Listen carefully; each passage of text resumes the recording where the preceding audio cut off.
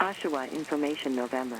Weather at 1435 Zulu. Wind 160. At 10. Vesting 15. Visibility 1¾ miles. Heavy rain. Mist. 600 few. Ceiling 1,300 broken. 2,100 overcast. Temperature 17. Dew point 17. Altimeter 2951. Approach RNAV runway 12. Landing and departing runway 12. Inform ATC that you have information November. Welcome friends, welcome back to the hangar. It is a cold, cloudy, rainy day here at Oshawa, so no flying today, which is fine because later this week I'm leaving Oshawa to go out to the east coast of Canada on a just over 2,500 mile round trip flight, flying out to Charlottetown, PEI, and I'm going to meet up with 12 or 14 other pilots, and then we're going to fly around raising money and raising awareness for Hope Air. Before I leave on that trip, there's some work I need to do with Mike Victor uniform. So I spent the last couple of days polishing. I'm not going to show you polishing just yet because I'm still working out the details. What I have learned about polishing is that you ask 10 people how to polish an aluminum aircraft and you're going to get 12 different opinions. You ask 2 people who work at the same company that make polish specifically for aluminum airplanes, and you're going to get 2 different opinions. And I've done that at Oshkosh last year. I walked around, talked to everybody who was polishing airplanes, to people that made polishes, and I got dozens of different answers about how to do it correctly. If it looks good to you from 20 feet away, it's fine. That last 15 or 20% to get it to that mirror finish, unless you're trying to get a trophy, doesn't really matter. Most people are just going to be amazed at how it looks. I think it looks pretty good. Didn't do the wings. And the guy from Aviana also told me that you kind of have to find your own way. Every aircraft is going to have nicks and cuts and differences in the aluminum, and the process that you use is going to be different. So I'm still playing with it. And I haven't found something that I'm completely comfortable with yet, although this round went pretty well, I think. I'm still going to put a little bit of polish on the outside, just hand rub that on, just to keep some of the exhaust off of this area here. But back to the big part of what we're doing today. I'm going to take everything out of the airplane. I'm going to reweigh everything. I'm going to weigh everything that I'm taking with me, and I'm going to figure out how it all fits in the aircraft to get the weight and balance correctly. I'm going to mount up a new camera angle at the top of the tail, and I have to update the charts in the Dynon system, so I'll bring you along for that. Let me gather everything here so that we can weigh it. So my first order of business is just to weigh everything and write the weight on with some tape. I'm really lucky with Mike Victor uniform. I've got 1,000 pounds of useful load. I had a bit more when we first took off after the rebuild, but I've added more safety equipment and it's cut it down a bit. So I've got 900 pounds and achieving weight and balance in this aircraft is super easy. There's a fairly large margin of error as long as you stay within the weight and balance envelope. So the first step is just get everything on and weigh it. This case contains extra oil, cleaners, tie downs, cloths, bug spray, extra isobutane for the stoves, for the survival stove, an extra oil filter, just sort of general maintenance things that I need in the aircraft. And that comes in at 25 pounds. This is pretty much always in the back of the plane. Well, in fact, it is always in the back of the plane. Its weight changes every once in a while depending on how much oil I've got in it and stuff like that. So, 25 pounds. Set it aside. Next up, this is the survival bag. I'm not going to go into really too much of what's in this right now. It's 22.2 pounds. I'm going to call it 23. It has all of the legal requirements, plus more. What's in this bag changes constantly based on the season and where I'm going, what I'm doing, the areas that I'm flying over. Going to the east coast of Canada, I wouldn't say that it's densely populated, but we will be flying over some, populated areas. It's not like I'm going to the Yukon with this one. And I will be going through what I put in the survival bag for that trip that we're making to the Arctic later in the summer. We're going to do a full episode just on survival gear. Took a lot of survival training in university for my forestry degree, and spent a lot of time out in the bush. And I did spend a few nights out in the bush once because the truck broke down. We didn't have radio coverage. This was before cell phones. Nobody knew where we were or what we were doing or why we didn't come back. So they were searching for us. So a couple of nights in the bush. Done it before. Pretty sure I could do it again. My emergency toolkit, 18 pounds. Okay, so this Pelican case is my mobile production facility.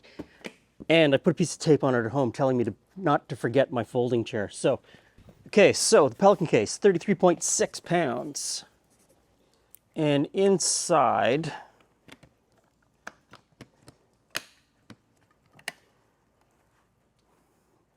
I have GoPros, batteries, chargers, card readers, hard drives, more chargers, extra cables, extra cards, and up top here is my laptop. Everything I need to film, offload, and edit while on the road.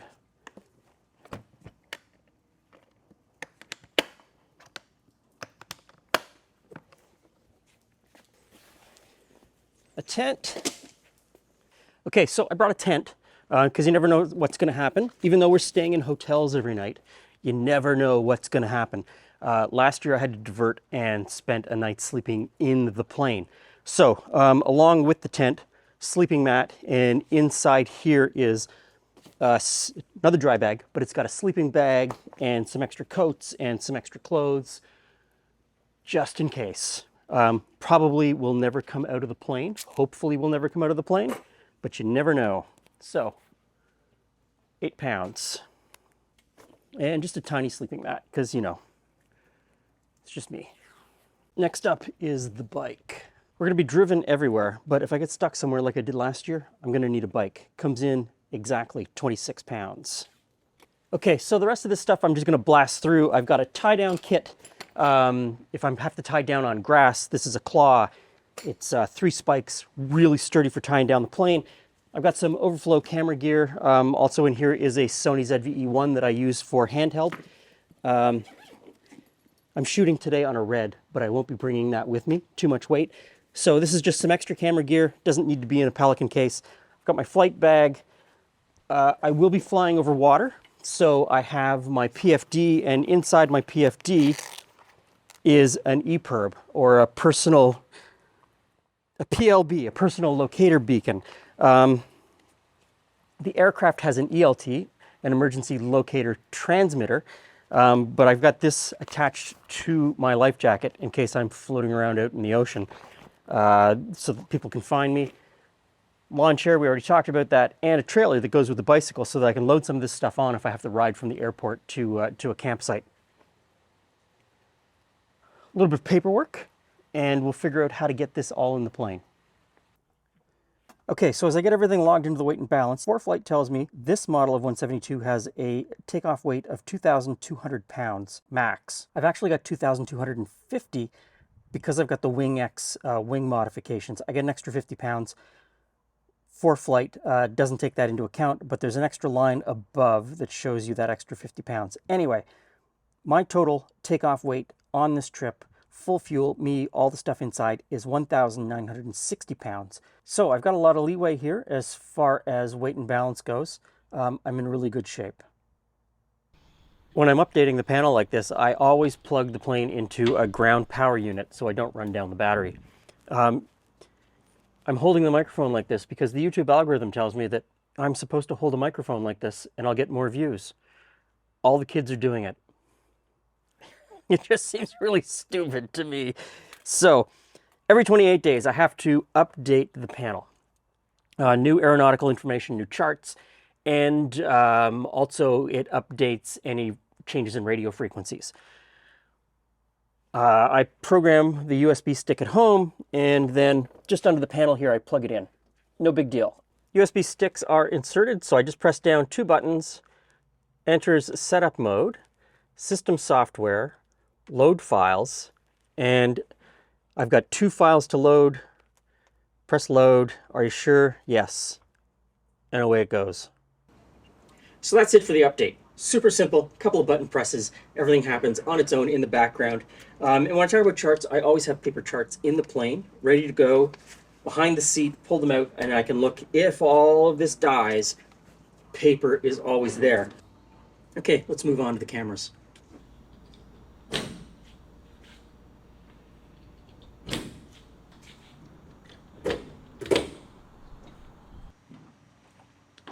So, the camera up here at the top of the tail is going to be a bit of a problem.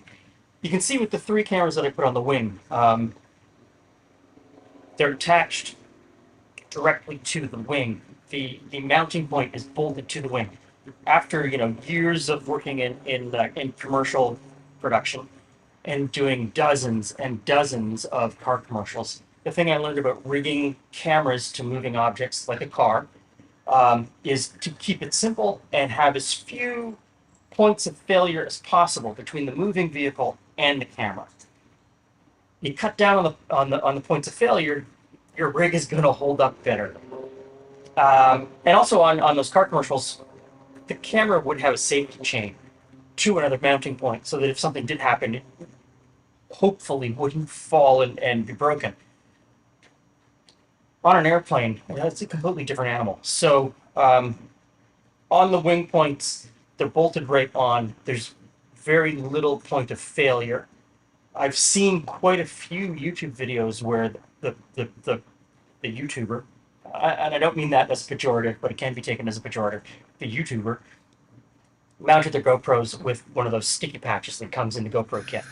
You can't do that on the inside of a plane. You can't use a safety chain on the inside of a plane because if the camera does come loose and it starts banging on the side of the plane, you could really endanger yourself, the plane, and everybody on the ground where the plane crashes. So no safety chain. You see cameras come off the planes. I watched a video this morning that just came out a couple of days ago. Some guy in a paramotor, and I think it was an Insta360 came loose, went into the engine, prop strike, killed the engine. He had to do an emergency landing because he lost a camera through the engine. Anyway, back up here on the tail, I don't really have any choice but to use one of these GoPro mounting brackets. I'm going to have to screw it into these 2 screws. I want to see what this perspective looks like on this flight. This is a camera, though, that I will turn on. All of the cameras, I turn on, I get in the plane, I fly the plane. If the cameras cut out while I'm flying, they cut out. I'm a pilot, not a cameraman, when I'm flying the plane. So this will go on here. There's no way for me to run an external battery pack to it. When the internal battery on the GoPro dies, this camera dies, and I don't get anything. Yeah, that's going to be a cool shot. So I'll get maybe 40 minutes of footage for taxiing and takeoff. I do have the GoPro Quick Add. It is on my iPad. It's on the yoke. I gotta tell you, it's unreliable in an airplane. Aluminum-skinned aircraft with a lot of electrical noise coming from the engine, or a lot of radio interference. It only works about half the time. And I don't fuss with it. I don't play with it. I leave the cameras on. I learned that very early on. I don't want to be a statistic. I don't want to be on Blanco Lirio as an accident statistic or pilot debrief. No, not for me. Okay, let's keep moving.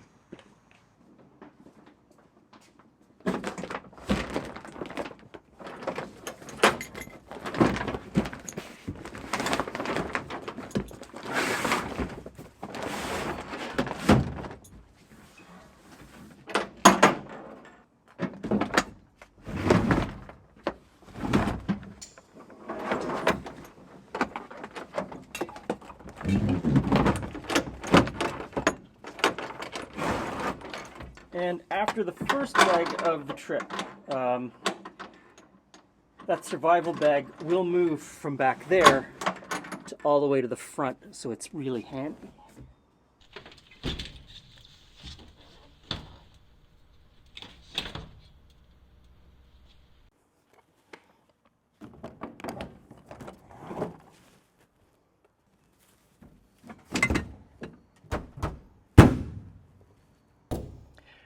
Okay, there we have it. So The plane's polished. All of the gear is weighed and stowed. The cameras are set up. The panel is updated. I think I'm ready to go. So here is the route that we're taking. My first stop is from Toronto to Quebec City. I'm going to spend a couple of days in Quebec City. I've got a few things to do. I've got some stuff in the plane that I need to drop off in Quebec City and leave there. From Quebec City, I'm going to have a day or two just to kind of play around, and I don't know where I'm going to go. I need to be in Prince Edward Island, Charlottetown, Prince Edward Island, for Sunday. So that's where we meet up the entire crew, and the whole event kicks off. From there, we're going to fly to Sydney, Nova Scotia. We're going to fly over the Cabot Trail, take a look around, do some coastline flying. From there, we fly to Moncton. And then from Moncton, we fly to Edmundston, New Brunswick. From Edmundston, New Brunswick, we fly to Victoriaville, Quebec. From Victoriaville, Quebec, we fly to Saint Laurier, Quebec. From Saint Laurier, Quebec, we fly to Timmins. There's a big nighttime event in Timmins if you wanted to come to that. I'll put all the information up at the end. From Timmins, we go to Killarney. We're going to stop for lunch and have fish and chips, of course, because Killarney is a great place to stop. And then we fly and everything ends in Goderich. So all told, on this trip, I'll be gone for probably 12 days from beginning to end. And I'm with the other pilots for 7 or 8 days. Come on back, check out the first leg of the trip, check out all of the legs of the trip. This is a series that will roll out over the next few weeks. And I really thank you for watching this channel and participating. Thanks a lot. See you again soon.